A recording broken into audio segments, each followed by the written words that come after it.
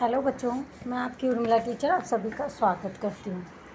हम पढ़ रहे थे अंशों के बारे में कि अब हम पढ़ेंगे अंश परिवर्तन यानी हस्तांतरण की विधि किस प्रकार से की जाती है। हमने इसमें पढ़ा था ये दो प्रकार की होती है, दो तरीके से की जा सकती है। एक मूर्त स्वरूप के अंश का परिवर्तन और दूसरा होता है अमूर्त अंशों का परिवर्तन। तो हम सबसे पहले क्या पढ़ेंगे, मूर्त स्वरूप के अंश की परिवर्तन विधि यानी इनको बदलने की विधि क्या होती है। संपूर्ण अंशों के परिवर्तन यानी पूरे ही अंश अगर परिवर्तन किए जाते हैं तो उनकी विधि किस प्रकार से होती है। इसमें कि जब अंश धारक यानी जिसके पास अंश होते हैं वे अपने सभी अंशों का यानी जितने भी उसके पास अंश होते हैं वे सभी अंशों का परिवर्तन यानी बदल देते हैं। अगर परिवर्तन करके किसी दूसरे व्यक्ति के पक्ष में करे, दूसरे व्यक्ति को अगर वो अपने अंशों का परिवर्तन कर दे तो उसे कहते हैं संपूर्ण परिवर्तन। यानी अब उसके पास कुछ भी नहीं रहा, जो कुछ था उसने सब कुछ किसी और को दे दिया, परिवर्तन कर दिया। तो अब अधिकार भी किसका हुआ, उसी का हुआ। वो निम्न प्रकार से जो संपूर्ण अधिकार जो सारे ही अंश किसी और व्यक्ति के पक्ष में कर दे उसे कहते हैं संपूर्ण परिवर्तन।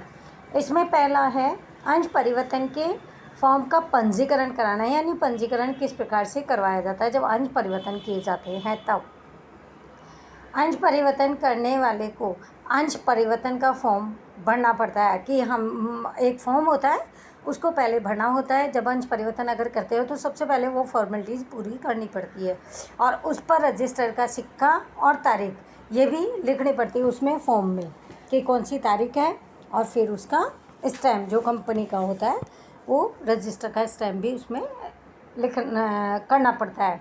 दूसरा है अंश परिवर्तन फॉर्म में विगत भरना, यानी संपूर्ण जानकारियाँ उसमें जो भी फॉर्मेलिटीज़ होती है उसको पूरी करना।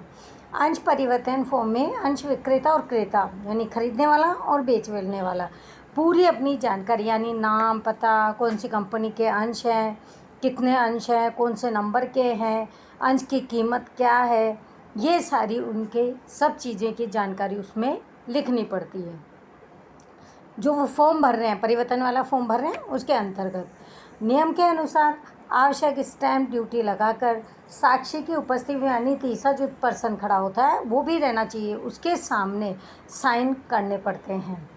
और साक्षी को भी, और जो तीसरा व्यक्ति जो जिसके सामने यानी प्रूफ का काम जो व्यक्ति करता है उसको भी उसका नाम, पता, व्यवसाय ये सब उसको भी लिखने पढ़ते हैं। ये कब करते हैं, जब अंश परिवर्तन करते हैं तब। अब इसमें तीसरा पॉइंट है अंश परिवर्तन फॉर्म और अंश प्रमाण पत्र को भेजना। अंश क्रेता स्वयं अथवा शेयर दलाल के द्वारा अंश परिवर्तन फॉर्म और उसके साथ अंश प्रमाण पत्र संबंधी कंपनी के रजिस्टर ऑफिस में भेजा जाता है। यानी संपूर्ण जानकारी भर करके वो कहाँ भेजा जाता है, कंपनी के रजिस्टर के ऑफिस में, यानी जो ऑफिस होता है उसके वहाँ पे भेज दिया जाता है। अंश प्रमाण पत्र कंपनी ने नहीं दिया हो, अगर मान लो जो कंपनी दे ही नहीं रही है तो अंश आवंटन पत्र भेजा जा सकता है। अब चौथा पॉइंट है फॉर्म भरने जो भेजते हैं उसकी रसीद प्राप्त करना कि हमने ये चीज़ आपको भेज दी है, उसकी रसीद भी प्राप्त होनी चाहिए। कंपनी को जब अंश परिवर्तन फॉर्म और अंश प्रमाण पत्र प्राप्त हो तब उसकी प्राप्त की गई रसीद कंपनी सेक्रेटरी यानी अंश क्रेता जो अंश को खरीद रहा है उसको भेजता है। भेजता कौन है, सेक्रेटरी के द्वारा भेजी जाती है जिसने अंश खरीदे। उसके पास रसीद, एक प्रूफ भी होनी चाहिए कि हाँ ये मैंने खरीद लिया है। यह हस्तांतरण रसीद यानी ट्रांसफ़र वाली रसीद कंपनी को भेजे गए प्रमाण पत्र और दस्तावेज की रसीद है। यानी दस्तावेज कौन से हैं, अनुबंध है जो कानूनी होते हैं, उनके अंदर यह रसीद देने से उनको रसीद जब दे दी जाती है तो वो एक प्रूफ बन जाता है। अब पांचवा पॉइंट है अंश परिवर्तन संबंधी सूचना नोटिस के द्वारा देना कि अन्य अंशों का परिवर्तन हो रहा है। जिस कंपनी को जब अंश परिवर्तन फॉर्म मिलता है तब वह अंश परिवर्तन फॉर्म तथा अंश प्रमाण पत्र की जांच करती है, यानी दोनों की वो जांच पड़ताल भी करती है कि संपूर्ण जानकारी जो इसमें भरी गई है वो सही है या नहीं है। उसके बाद दोनों पक्षकार कौन, खरीदने वाला और बेचने वाला के परिवर्तनीय संबंधी जानकारी भी नोटिस के द्वारा दे दी जाती है। इस नोटिस का हेतु नकली परिवर्तन को रोकना है। यानी ये काम क्यों किया जाता है, क्योंकि जो नकली परिवर्तन किया जाता है ये नोटिस के द्वारा उस चीज़ों को रोका जाने के लिए किया जाता है। यदि इस परिवर्तन संबंधी किसी भी पक्षकार को आपत्ति हो, अगर कोई तकलीफ होती है, कोई परेशानी होती है, तो 2 सप्ताह में बताने के लिए भी कहा जाता है। अगर क्रय विक्रय करने में या कोई परेशानी आ जाती है तो उनको 2 सप्ताह का समय भी दिया जाता है बताने के लिए। पूर्ण होने तक किसी भी पक्ष के द्वारा आपत्ति न उठाई जाए तब परिवर्तन दोनों पक्षों के मान्य होगा, ऐसा मान लिया जाता है। उसके बाद है अंश परिवर्तन पत्रक में उसकी टिप्पणी करना। कंपनी दोनों पक्षकार को नोटिस देने के बाद निश्चित अवधि में, यानी जो उसकी समय निश्चित होता है उसमें आपत्ति का आवेदन न आए तो दोनों पक्षों की रजामंदी उसमें मान ली जाती है कि दोनों में से किसी के भी कोई भी नहीं आ रहा, कुछ भी नहीं आ रहा, तो यानी यह सही है। ऐसा मानकर पत्रक में सेक्रेटरी टिप्पणी करता है। यानी किसी भी प्रकार से किसी को भी कोई असहमति नहीं है, सब इसकी बात से सहमत है। जिसके नाम पर अंश परिवर्तन किया जाए उसका नाम अंश परिवर्तन पत्रक में लिखा जाता है। अब है अंश परिवर्तन की स्वीकृति का ठहराव करना। यानी अंश को जब प्राप्त कर लिया जाता है तो उसकी स्वीकृति का भी पत्र लिखा जाता है। कंपनी दोनों को नोटिस देने के बाद, यानी कंपनी क्या करती है, नोटिस देती है। उसके बाद नोटिस देने के बाद निश्चित अवधि में, यानी जो निश्चित जब समय निश्चित किया जाए तो दोनों पक्षकारों के बीच अगर मान लीजिए किसी भी प्रकार की असहमति जाहिर नहीं की गई है तो यह उसे मान्य लगता है कि दोनों हमारे इन बातों से सहमत है। इस बात पर सेक्रेटरी टिप्पणी करके लिख देता है। 7वां पॉइंट है अंश परिवर्तन की स्वीकृति का ठहराव करना। कंपनी के सेक्रेटरी के पास अंश परिवर्तन संबंधित सभी आवेदन पत्र आया हो तो उस पर विचार विमर्श करके, यानी बातचीत करने के बाद जो परिवर्तन आता है वो मान्य है, यह सब बात मान ली जाती है। और उसके बाद उसमें परिवर्तन मान्य किया हो तो उसे स्वीकार भी करे। अगर कोई बदलाव करना है तो उसे मान भी लिया जाता है और स्वीकार करने का प्रस्ताव संचालक मंडल में ही की सभा में ही किया जाता है। सदस्य रजिस्टर में टिप्पणी करना। अंश परिवर्तन की स्वीकृति का ठहराव होने के बाद सदस्य रजिस्टर में अंश विक्रेता का नाम रद्द करके जिसके नाम पर अंश खरीदे गए उसका नाम उस पर लिख दिया जाता है। अब 9वां पॉइंट है नए अंश प्रमाण पत्र नए अंशधारी को भेजना। उपयुक्त अनुसार अंश परिवर्तन संबंधी प्रस्ताव के बाद और सदस्य रजिस्टर में नाम लिखने के बाद सेक्रेटरी अंश प्रमाण पत्र के पीछे की तरफ निश्चित की गई प्रमाण पत्र जगह में नए अंशधारक का नाम लिख देता है और जिम्मेदारी की साइन लगा करके सिक्के के साथ उसको अंशधारक के पास में प्रमाण पत्र भेज दिया जाता है। परंतु अंश प्रमाण पत्र खूब ही पुराना हो गया हो, नाम लिखने के लिए अगर वहाँ पे जगह न हो तो उसके प्रमाण पत्र के साथ में अंशधारक को भी यह प्रमाण पत्र भेज दिया जाता है। अब है आंशिक अंश परिवर्तन, यानी कुछ जो अंश परिवर्तन किए जाते हैं वो। जब अंशधारक स्वयं की मालिकी के सभी अंशों में थोड़े ही अन्य अंश अगर व्यक्ति को बेचना चाहे, पूरा नहीं बेचना चाहता, कुछ बेचना चाहता, तो मूल अंशों का विभाजन करने के लिए कंपनी रजिस्टर ऑफिस में भेजता है। कंपनी सेक्रेटरी संबंधी अंशधारक की मांग के अनुसार अंशों का विभाजन करके अंशधारक को वो भेज दिए जाते हैं। उसके बाद अंशधारक स्वयं के जितने अंश बेचने हो उतने अंशों पर उपयुक्त प्रकार की प्रक्रिया कर अंशों को बेच देता है। और अब है डिमेट अमूर्त स्वरूप अंशों का परिवर्तन। वो तो था मूर्त वाले, अब है अमूर्त। कोई भी अंशधारक मूर्त स्वरूप के में अंश रख सकता है, लेकिन नए प्रावधानों के अनुसार अंशधारक ऐसे अंशों का बेच नहीं सकता है। अपने पास तो रख सकता है, लेकिन बेचने की उसके पास कोई भी कानूनी तरीके से उसके पास अधिकार नहीं होते। उसे यदि ऐसे अंशों को बेचना हो तो मूर्त प्रकार के अंशों को अमूर्त प्रकार के अंश में बदल करके उसके बाद बदलना पड़ता है, और उसके बाद विक्रय के अतिरिक्त का हस्तांतरण कई परिस्थितियों में किया जा सकता है। उदाहरण, अपने अंश किसी को उपहार के रूप में देना हो या ऊपर की विधि के में को अपनाना पड़े। उपहार में दे देते हैं तो कोई दिक्कत ही नहीं होती है, लेकिन अगर किसी और दूसरे कारण से देना हो तो उसको अमूर्त से मूर्त में बदलना पड़ता है। डिमेट अंश अर्थात भौतिक स्वरूप के अंशों को इलेक्ट्रॉनिक स्वरूप में निश्चित प्रक्रिया के अंतर्गत रूपांतरित किया जाता है, जिसमें विनियोगकर्ता यानी जो लेन देन करने वाला है वो डिपॉजिटरी पार्टिसिपेंट के पास खाता यानी जो डिपॉजिट करता है उसके पास से नया खाता खुलवा करके फिर उसमें खुलवाता है। भारत में डिपॉजिटरी के रूप में अथवा डिपॉजिट सर्विस यानी CDSL नामक संस्था प्रतिभूति संभालने वाले एजेंट के रूप में काम करती है। इन संस्थाओं की ओर से सरकारी और निजी क्षेत्र के बैंक, शेयर दलाल, अन्य वित्तीय सहायता डीमैट खाता खोलती है। इस तरह की संस्था के पास खाता खुलवाने के बाद संस्था खातेदार को इंस्ट्रक्शन यानी इंटीमेशन स्लिप भी देती है, जिसका उपयोग खाता धारक शेयर की खरीदने बेचने के लिए करता है। संबंधित कंपनी स्वयं के अंशों के अंशधारक कौन है, यह अपने कंप्यूटर में NSDL यानी CDL वेबसाइट पर देख सकती है। यानी इनकी एक वेब होती है, उसके ऊपर संपूर्ण जानकारियाँ वो कर सकती है, परंतु कंपनी उसमें कोई भी प्रकार का परिवर्तन नहीं कर सकती है।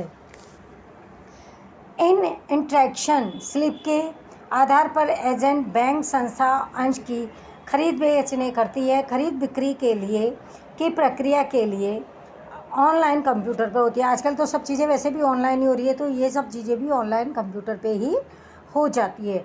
जो व्यक्ति अंश की खरीदी इस तरह से करता है उस अंश पर आवश्यक दलाली सहित का भाव चुकाना पड़ता है, क्योंकि दलाल के माध्यम से अगर करते हैं तो दलाली देनी पड़ती है।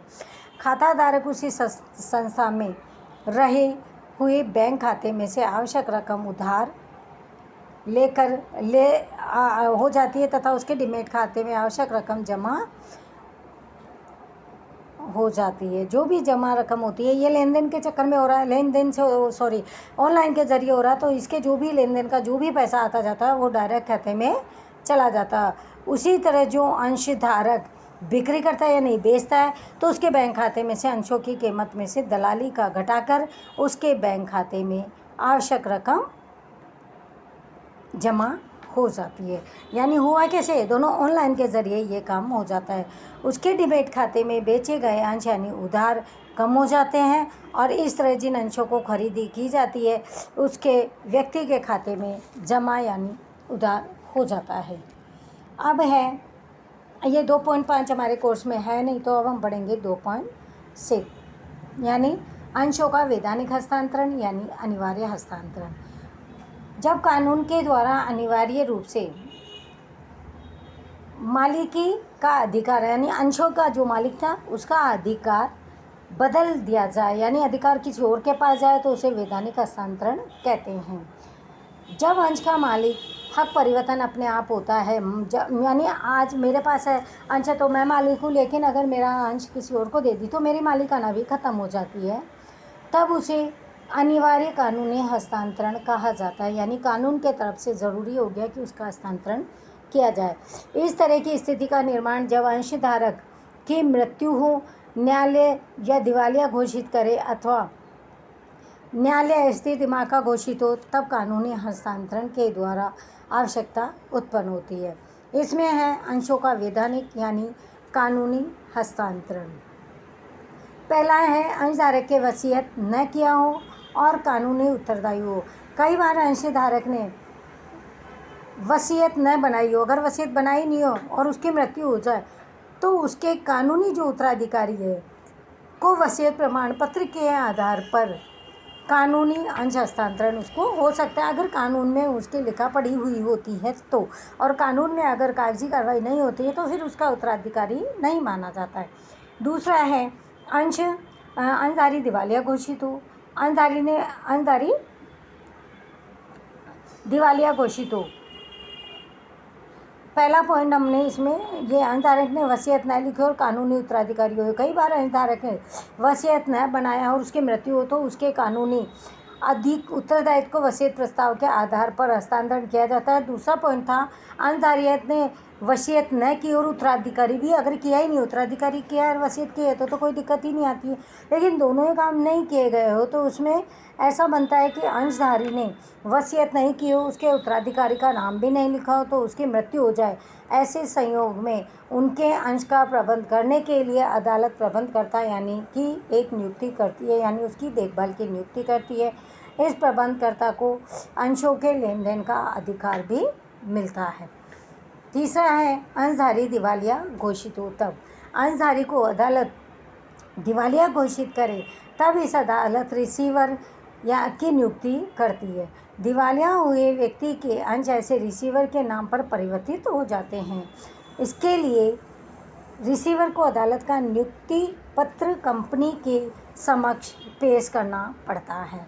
चौथा पॉइंट हमारा अंशधारी अस्थिर दिमाग का हो, अगर वो काम सही रूप से नहीं कर रहा हो तब अंशधारी अस्थिर दिमाग का हो तब अदालत के द्वारा उसके लिए अभिभावक या ट्रस्टी की नियुक्ति करती, क्योंकि वो तो संभाल नहीं सकता, उसका माइंड अब काम करने लायक नहीं है, तो दूसरे व्यक्ति की नियुक्ति की जाती है। इस प्रकार के अभिभावक या ट्रस्टी अदालत का नियुक्ति पत्र कंपनी में प्रस्तुत करता है। उसके बाद अंश ऐसे ट्रस्टी या अभिभावक के नाम पर भी हस्तांतरित होते हैं। पांचवा है एकल व्यक्ति की कंपनी में संबंधित व्यक्ति की मृत्यु होने पर। अब कंपनी में एक ही व्यक्ति है और अगर उसकी मृत्यु हो जाती है तो जिस व्यक्ति को उत्तराधिकारी बनाया हो उसकी पहचान करके मृत्यु पाने वाले के अंश उत्तराधिकारी को हस्तांतरित करती है। और अंशों पर मिलने वाला जो लाभ होता है, डिविडेंड लाभ या अन्य लाभ, जो कंपनी प्रतिनिधि हो उसे ही मिलता है। इस प्रकार का प्रतिनिधि कंपनी की आयोजित सभा में भाग भी नहीं ले सकता है। यह अंशधारक को मिलने वाले अधिकारों का उपभोग भी नहीं कर सकता है। और अब हमारा है 2.7 यानी अंशों की अनिवार्य, यानी जरूरी क्या हो जाता है जब अंशों का हस्तांतरण करना आवश्यक है। पहला है इसमें कंपनी को जानकारी देना, उसमें मृत्यु की जानकारी, कंपनी को जानकारी देने में पहला पॉइंट है मृत्यु की जानकारी।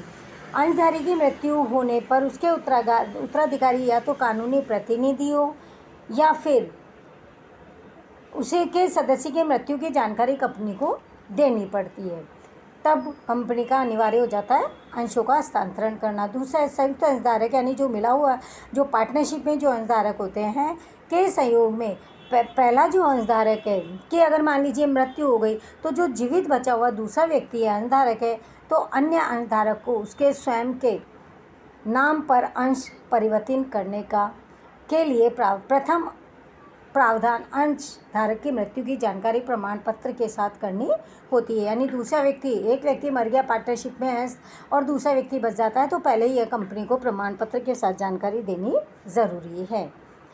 अब है बी है दिवालियापन की जानकारी। जब कोई अंशधारी अदालत के द्वारा दिवालिया घोषित हो तब उसकी जानकारी उसके रिसीवर के द्वारा कंपनी, रिसीवर कौन होता है जिसके थ्रू जानकारी दी जाती है, कंपनी को करनी होती है। अब सी है अस्थिर दिमाग की संबंधी जानकारी। जब अंशधारी का अस्थिर दिमाग का घोषित हो तो अदालत अभिभावक या ट्रस्टी की नियुक्ति करती है, यानी उसकी देखभाल के लिए एक अलग से व्यक्ति की नियुक्ति करती है। इस अभिभावक या ट्रस्टी की नियुक्ति की जानकारी कंपनी को देनी होती है। सेकंड पॉइंट है मालिकी हक की सत्यता की जांच। कंपनी का सदस्य की मृत्यु, दिवालियापन, अस्थिर दिमाग संबंधी सूचना मिलने के बाद अदालत ने जो हुक्मनामा दिया हो, यानी जो ऑर्डर दिया हो, उसका अधिकार पत्र दिया हो, उसकी जांच सत्यता कंपनी के द्वारा करनी आवश्यक है। तीसरा पॉइंट है हमारा कंपनी के द्वारा नोटिस रिसीवर उत्तराधिकारी के द्वारा दिए गए प्रमाण पत्र हुक्मनामा अधिकार पत्र की जांच करने के बाद यदि कंपनी को उपयुक्त दस्तावेज संतोषजनक लगते हो तो कानूनी प्रतिनिधि की उसकी सूचना भेजनी पड़ती है कि ये सारे जो भी जांच पड़ताल की गई तो वो सही मायने में है सभी। पांचवा पॉइंट है, चौथा पॉइंट है संचालक मंडल का ठहराव। नोटिस का उत्तर मिलने के बाद कंपनी कानूनी प्रतिनिधि के नाम पर अंश का परिवर्तन करने का प्रस्ताव रखती है कि इनके अंशों के परिवर्तन किए जाए।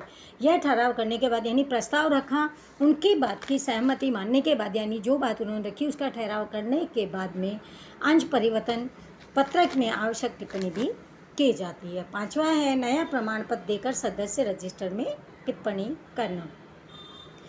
अंश परिवर्तन या स्वीकृति ठहराव होने के बाद नए सदस्य का नाम सदस्य रजिस्टर में लिखा जाता है और जो तैयार किया गया अंश है प्रमाण पत्र प्राप्त कर लेने की सूचना देने वाला पत्र भी लिखा जाता है, यानी सूचना उनको प्राप्त हो गई वो भी लिखी जाएगी और जो सूचना उनको देनी है उसके बारे में भी लिखा जाएगा।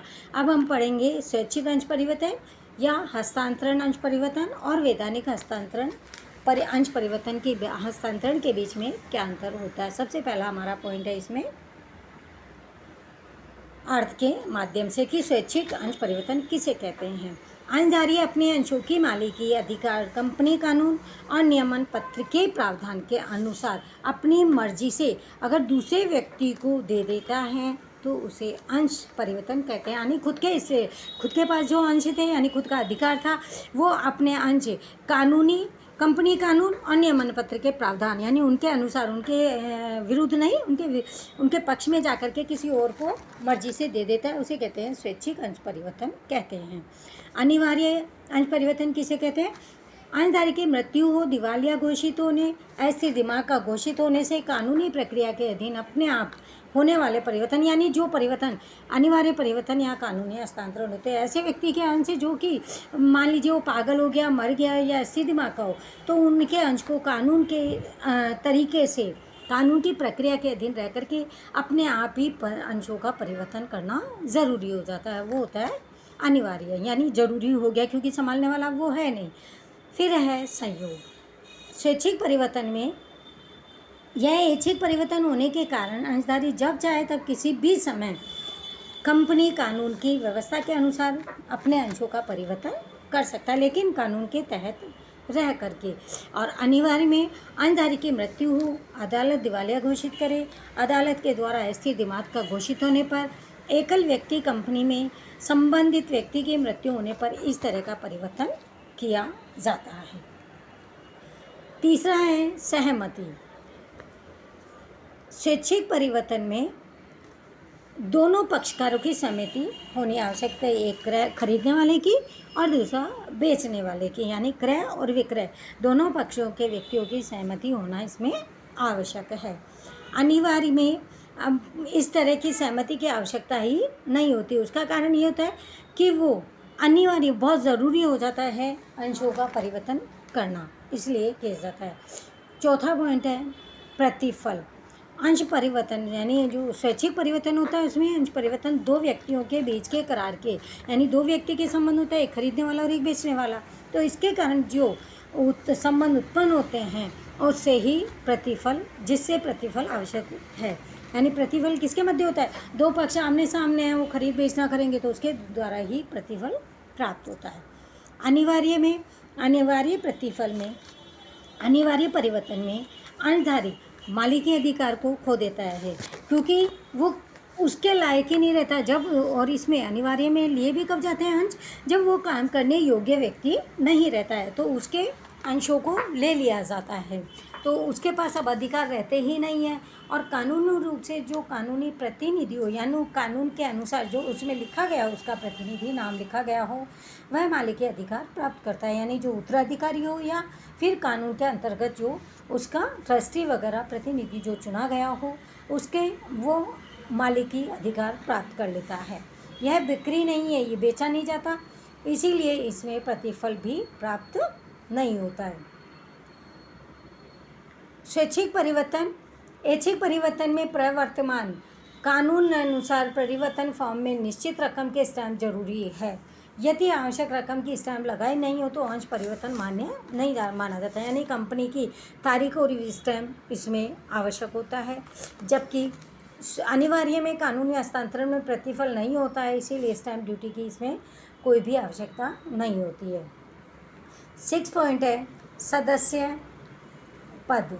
ऐच्छिक परिवर्तन यानी जो स्वैच्छिक परिवर्तन होता है, इसमें संचालक मंडल परिवर्तन की स्वीकृति दे, उसके बाद उसकी टिप्पणी यानी उसकी पूरी नोट लिखने के बाद सदस्य रजिस्टर में होती है। उसकी संपूर्ण जानकारी कंपनी के रजिस्टर ऑफिस में लिखी हुई होती है। इसके बाद ही सदस्यता प्राप्त होती है, यानी जिसने खरीदे हैं उसकी संपूर्ण जानकारी रजिस्टर में लिखने के बाद ही फिर उसको सदस्य पद प्राप्त होता है व्यक्ति को।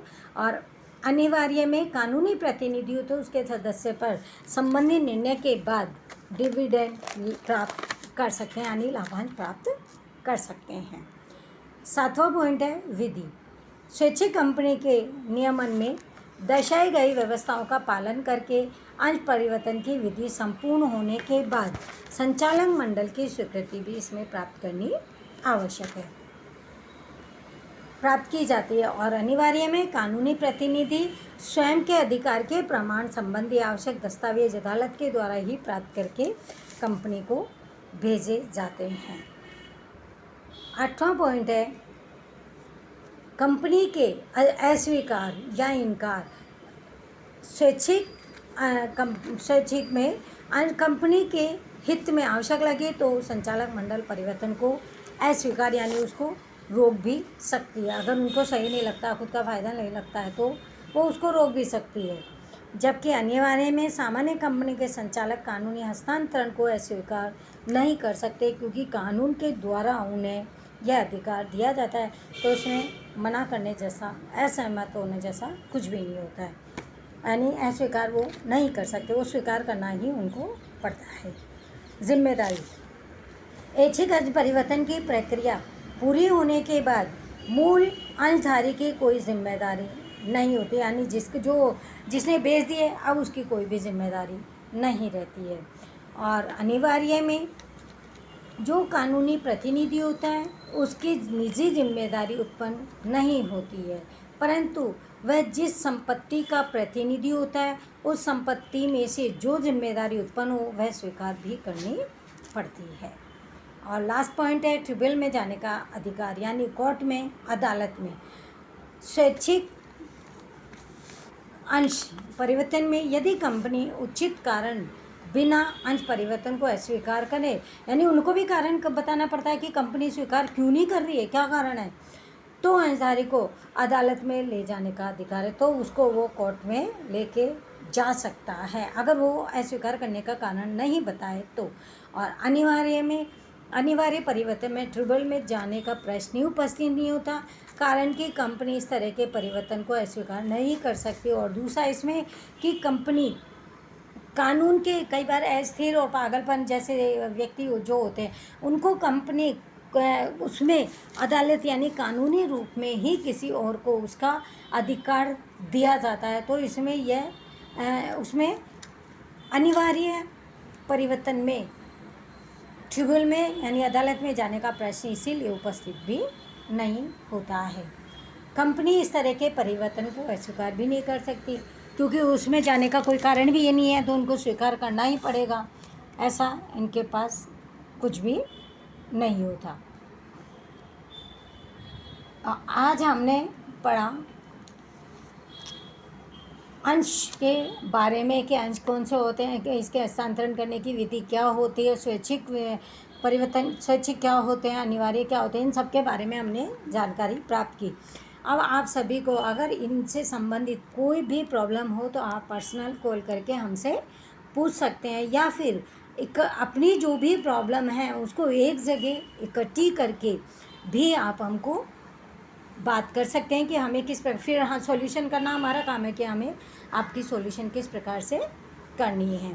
तो अभी हमारे 2 चैप्टर इसमें कंप्लीट हो चुके हैं, तो आप इनको देखते रहिएगा, पढ़ते रहिएगा एंड प्रॉब्लम सॉल्यूशन करने का। आगे का लेक्चर हम कंटिन्यू करेंगे 3rd चैप्टर से, और अब मैं इसके पेपर भी बनाने वाली हूँ। Thank you everyone. बाय बच्चों।